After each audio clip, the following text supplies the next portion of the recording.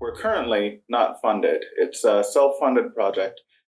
So what problem are you guys trying to solve? There isn't really a good decentralized stablecoin on the market. So that's a very easy way to get qualified for those airdrops. Why did you choose Cosmos ecosystem? I picked Cosmos because Cosmos had IBC up and running. Just single click, you change over the backing from one asset over to another, and you don't have to worry about it. Thank you very much for coming. Let's start. How many people do you have in your team right now? It's a pretty small crew currently. We only have 5. So it's a bit small. It's like what we generally call a skeleton crew, just bare bones, as small as possible, to keep things running as quickly as possible while keeping it cheap. Because we're currently not funded. It's a self-funded project. So it is one where we do have to try to make things go as far as possible. So we're keeping it small at 5 currently. And then once we get funding, we're going to expand that rapidly so we can get multiple things done at the same time. Can you tell us briefly how you came up with the idea of your project? Well, I saw Terra crash. So I saw that they had a problem. They didn't address the problem. And that a space had opened up because that problem finally triggered and took them out of the market. So what I did first was I told people how to solve it, and none of them actually implemented it, which, of course, I was just a random guy on the internet at the time, so it was a very small reach, and no one would really hear it. But I, from there, built out the idea, checked it with others, built out a proof of concept, and then tried to take it to here. Understood. My third question was, how much investment have you raised? But you already answered. How much investments are you gonna to raise? I would like to be in the range of 3 to 6 million US dollars. That would more recent investments for various companies, including just trading companies, have been closer to 4 to 6. Terra itself was 3 million. That's when they had their seed stage, which was at this point roughly 6 years ago. And with inflation, that would be worth much less now. But just to stay in line with competitors' numbers, I would like roughly 3 to 6 million on a seed stage round. That would get us a very good roadmap with increased levels of both employees, marketing, development costs. We could improve server capacities and all sorts of things. But I would prefer to be within that range and preferably towards the higher end of that range. When we were planning out pre-sales, we had initially planned that to hit that range itself. How long have you been working in crypto? More than 6 years? No. I've been working in development for roughly 10 years now. But in crypto itself, I've only been working for a couple of years itself. That's one where I just took the principles, built things out from there, and then applied a bunch of algorithms to it to try to figure out the problem and build my way towards it. Build my way towards a solution. Every development group is roughly similar in that it's trying to take a problem and push it through a given development language. If you can figure out the algorithms and the combinations of those that'll be used to solve the problem, you can solve any problem in any given area of programming. Now, there is an issue with crypto itself in that with Cosmos as an example, there's a lot of extra code in there that if you don't know Cosmos, it's going to be very difficult. But it's very easy to build out a base blockchain, like a proof of work one. So that's what I did to build out the proof of concept. I just built a blockchain, basically going off of what I knew about Bitcoin. Built that out, built out the extra algorithms on top of it to handle the stablecoin, and now we're just transferring the algorithm over with Cosmos devs that I hired. So what problem are you guys trying to solve? There isn't really a good decentralized stablecoin on the market. With all the centralized options, all of those are heavily tied into governments. They're heavily tied into banks, and they make that very well known.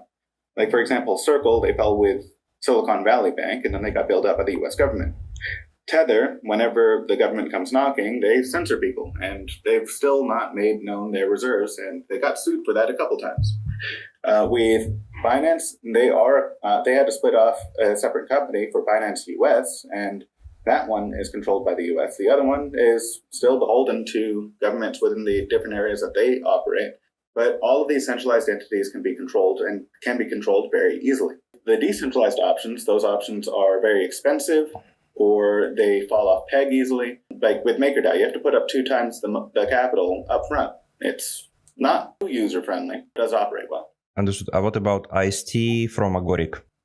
That one, I don't know. I imagine it's probably more recent, but I could look into it. But every time I've looked into one, like for example, there was one on gold, one that was supposed to be pegged to gold, they always end up having to use centralized reserves. And if those centralized reserves are held at a bank, then when the banking system falls, then they lose their reserves, just like USDC.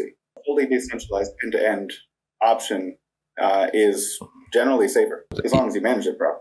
If we're talking about decentralized currency, for me, I like psychotrauma after Luna Crash.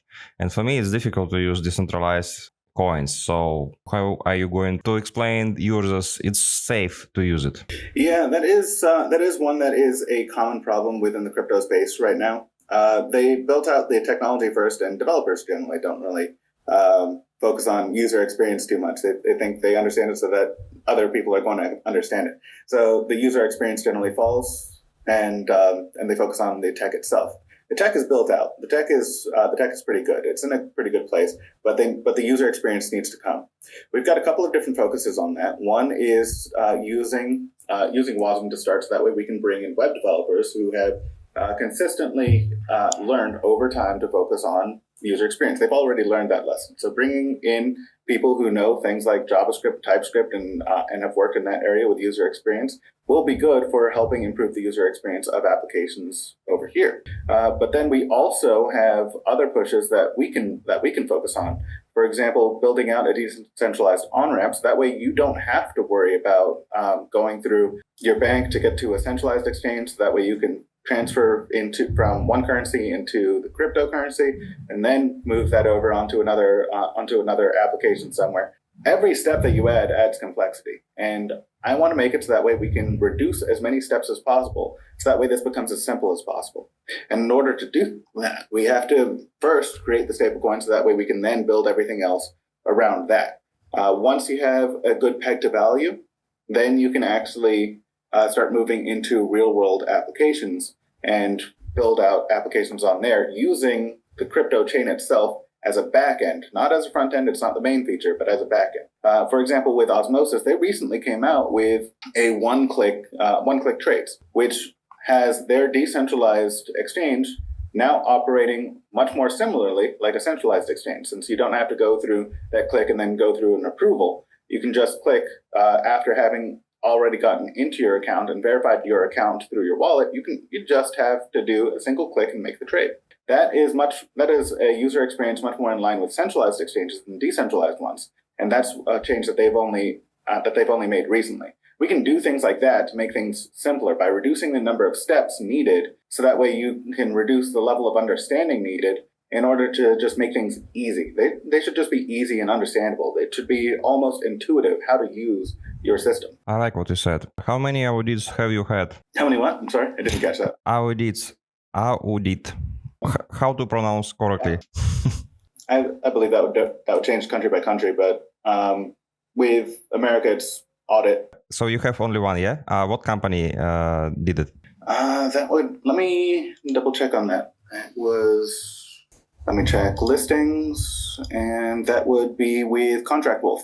We had two different things go through them. One was KYC, and then one was a smart contract audit focusing on tokenomics, and that was to get onto a listing with a pre-sale to show that one, I would be held liable if anything happened, and then two, that we did exist, that we did have coins there, and that those would be available for the sale with the tokenomics that we had promised. We are going to have other audits in the future as well, but that is something where audits are expensive, and that is going to have to depend on funding. So we are either going to have to get funded by a VC or multiple VCs, or we're going to have to be funded by the community. And generally, that second one is my preference, since you don't have VCs selling into you at that point. you have the lowest price yourself,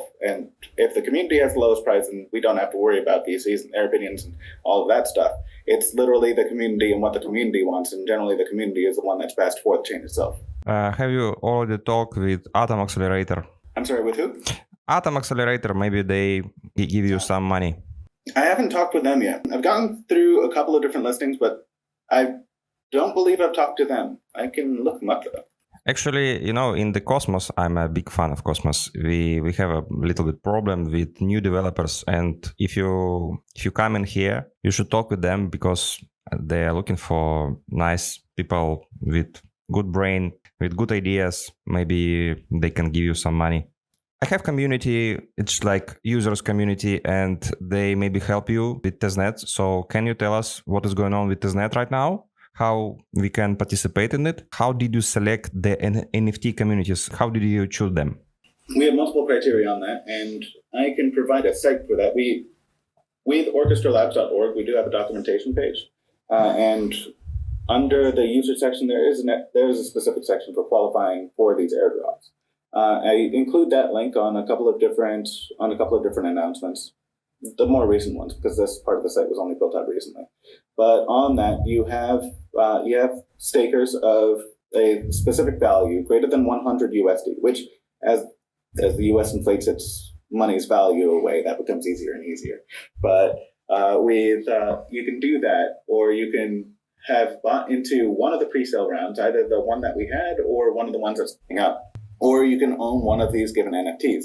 Now, the NFTs for the communities that we've pulled in, those ones do have a cost to them. The Soundwave NFT, that one is a little bit different. That one operates more like the Snails one. Snails, if you interact with some of their educational content, you might get one of their NFTs, by my understanding. The Symphony Soundwave, that one is a little bit different from the others in that if you help us build a community with certain efforts that we do put out announcements for, if you help us build out a community, then we will provide a few of those NFTs towards those efforts to reward users for that. So that's a very easy way to get qualified for those airdrops. And this is all specifically to avoid bots. So that way we're giving it to actual users and not someone who set up a bot farm in order to try to get as much of an airdrop as possible. We picked these ones specifically and we are going to be picking out more, but we picked these ones specifically because they are very large within the Cosmos community, and the Cosmos community is most likely to pull into this chain first before others. Why did you choose Cosmos ecosystem? I picked Cosmos because Cosmos had IBC up and running, and so that was a very easy way to get connected to various chains right off the bat. There are others that I want to connect to as well, and that is for future efforts. On our roadmap, if you've seen it, we do have a specific section slated out for interchain compatibility, which is an area that some chains are looking into now, but it's not one that's really well defined, and there's not one where there's an actual set solution yet outside of bridges. But that's an extra step that we want to reduce complexity for. With that, once we have interchain compatibility in place, then we can start connecting to chains such as Bitcoin, Ethereum, Solana, and Near. And we can expand past Cosmos and into the crypto system as a whole. The reason we want to do this is because stablecoins and real-world assets, in order for those to be truly useful, you have to be able to use them pretty much anywhere. And so, like you see, USDT and USDC, they announced that they are pulling their coin onto another chain, and that's a bigger thing because there's more demand for it. It's more usable. That you can actually use it in more places. That's generally a good thing for stablecoins. Instead of having to create a token of one, you're using the native stablecoin itself, and you can then transfer that value between chains. That's something that we want to have for our stablecoins as well. And in order to do that, Cosmos was a very immediate first step to being able to connect to multiple chains at once. I'm making research right now in Celestia, and I discovered that some projects like Initia or Dimension, it's look like upgraded Cosmos. Did you hear about them? I did hear about Celestia recently. That was after this one had already started, so it would have been a bit difficult to start over with that. It would have been nice, but Cosmos is already modular, so we can change out things as we need. We already have plans to change out the validation system in the future in order to get staking on there. Not staking, in order to get sharding on there. And that's one where the native Cosmos validation system is not going to be able to manage that properly. So we're going to have to modify that module and build it out ourselves. So it would have been easier if we had waited another few months, but that was already a long wait from trying to get funding from just the idea, which sure, bad idea to try that. But it would have taken an extra few months to wait for that, and it wasn't something that I knew about right from the start. So it would have basically delayed where we are now to a few months from now, potentially 2025, to wait for that. But Cosmos is modular, so what we have now works, and we can change what we need to when we get the opportunity to do that. Perfect. Let's talk about community again. How my community help you to test what exactly we should do to help you with your project right now?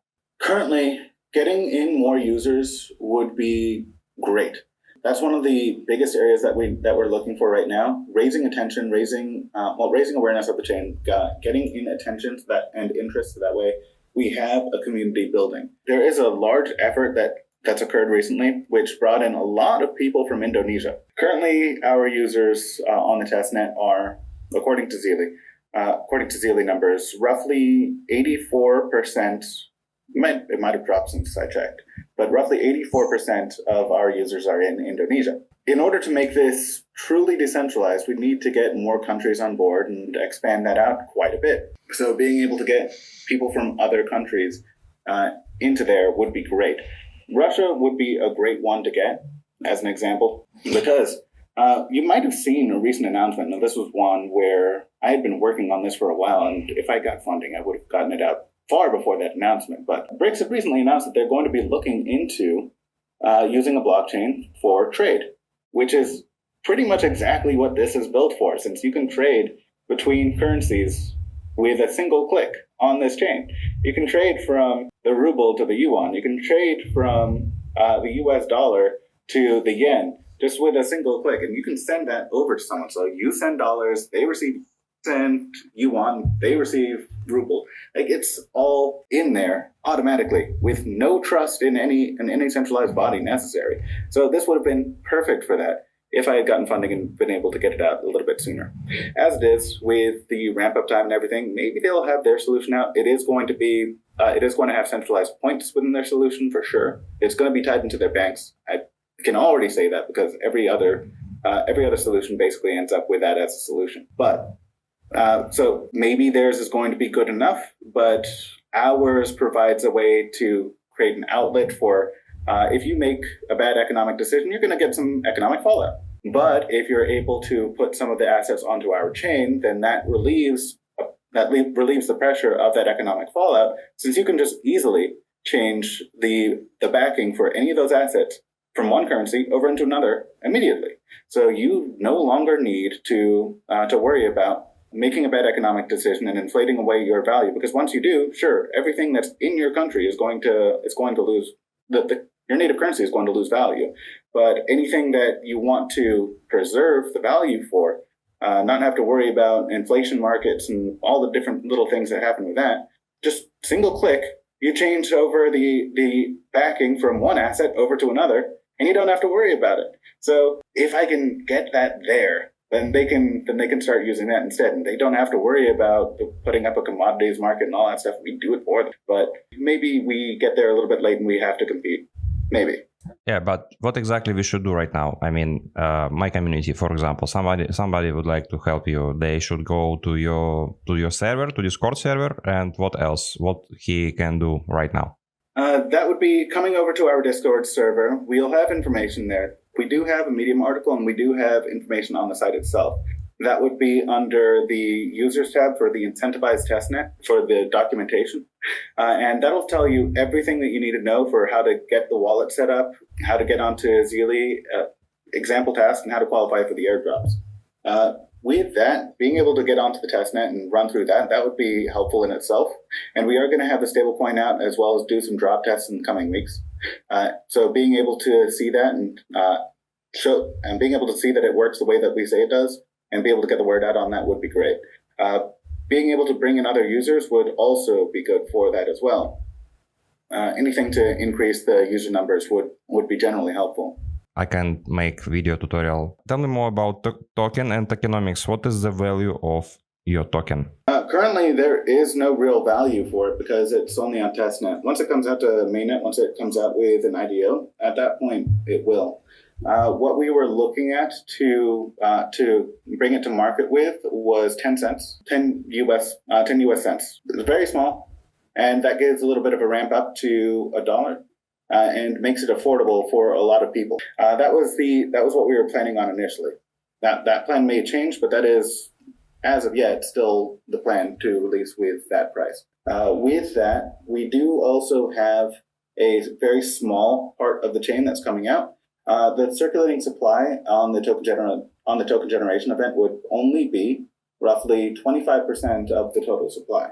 This would increase over time. There is roughly a 75% allocation in total towards various aspects such as marketing and ecosystem growth. The ecosystem growth being one of the largest things. We want to make sure that this gets up and running and gets a large user base very quickly. But overall, getting in early gets you as part of a very small circulating supply. So that way, all of the rewards end up pretty much going towards those early users.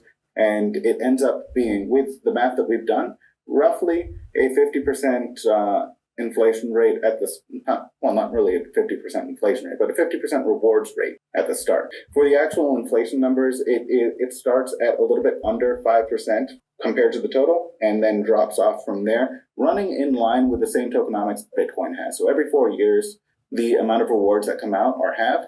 And then that continues, and you never reach the full maximum supply that's been calculated in. You will never reach that total cap. That's because Bitcoin has very good tokenomics. A lot of people agree on that. So we wanted to try to match that because the tokenomics are backing the stablecoin system itself. So if there is a problem with the tokenomics, that would affect other aspects of the chain, including the stablecoin and its peg. So we wanted to make sure that the tokenomics were as good as possible and preserved value as well as possible while still giving people rewards. So matching Bitcoin on that seemed to be appropriate. I think it's enough for now. And if you would like to say something, say it. And that's all. Yeah, I do appreciate the interview and bringing me over into this community. Like I mentioned, getting more interest from more countries would certainly be great. And Russia is one of the ones that we wanted to get into. Actually, I just want to explain you. Russian speaking, it's mean Ukraine, Belarus, Mongolia, Israel. A lot of countries speaking on Russian. You don't need to look at us only at Russians because a lot of community speaks on Russians. So it's not just a single country here. It's in the entire Eastern Bloc for that. Yeah, exactly. And from US, also from many countries. For example, I'm speaking right now from Brazil. Okay, so like Brazil Brazil was actually one of the countries that I used for showing stablecoin use because they use like 80% of their crypto in USDT, and we can beat that very easily for use and cost. But that aside, what I wanted to mention was I do appreciate bringing me over here. I do appreciate the interview. I do see that there are 11 audience members. What I could do is if you're able to get me the Symphony wallet addresses for any of these users, anyone that happen to be interested, I can get Soundwave NFTs over to you for them. What we do with that is we have the Soundwave NFTs on Stargaze. So if we get, either will work. But a Stargaze wallet or a Symphony wallet, and the Symphony wallet would then be converted. We'd do the address conversion, so that way your same key phrase is used on both of those chains. So that way the Stargaze wallet we send to, you use the same key to get into that. But we can give the Soundwave NFT to everyone in here if for whoever's interested. Right. For example, Stars address and Symphony address, correct? Yeah, either one would work. Either one. It's very easy to do a scan for either one, and if you use the same words for both, that makes it even easier. Okay, perfect. Thank you for coming. I will collect all addresses, and I'm checking your project. really closely, and we will help you. Thank you. Thank you. Have a nice day. Bye-bye. You as well. Bye.